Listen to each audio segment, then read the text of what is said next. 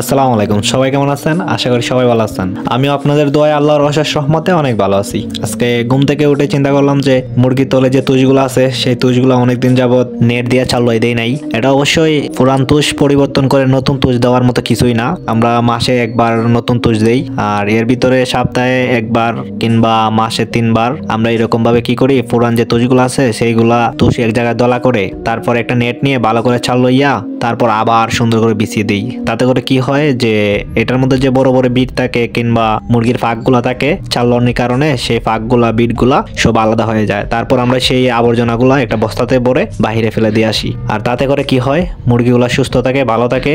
আর মুরগির তলে তুষগুলা যত পরিষ্কার থাকবে, যত ফুড থাকবে, তত মুরগিগুলোর জন্য ভালো হয়। তো আপনারা চেষ্টা করবেন যে এইরকম ভাবে যত বেশি পারেন তুষ দিবেন। আর আপনি সপ্তাহে না পারেন 2 সপ্তাহে একবার দেন, মাসে 2 বার দেন, এরকম ভাবে করার চেষ্টা করবেন। তাহলে দেখবেন আপনার মুরগি সুস্থ থাকবে, ভালো থাকবে। তার জন্যই আজকে আমি আর আমার ছোট ভাই সকাল সকাল ঘুম থেকে উঠেই মুরগিগুলার এইগুলা পরিষ্কার করার কাজে লেগে পড়েছি। এই যে দেখতে পারতেছেন টুকটাক আমরা কাজ করতেছি।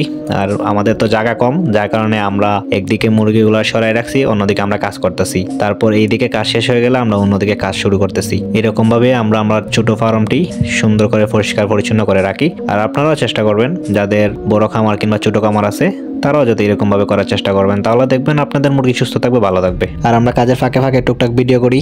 যদি সারাক্ষণ ভিডিও করতে থাকে তাহলে তো কাজ করতে পারবো না, কাজের লস হবে। আর এই যে দেখতে পারতেছেন আমাদের মুরগিগুলা বসার জন্য যে জায়গা দিয়েছিলাম সেখানে খুব সুন্দর করে বসে আছে। এরকম ভাবে আমরা আরেকটা দিব, তো এটা ভিডিওতে দেখাতে পারবো কিনা জানি না, নেক্সট কোনো ভিডিওতে দেখানোর চেষ্টা করব।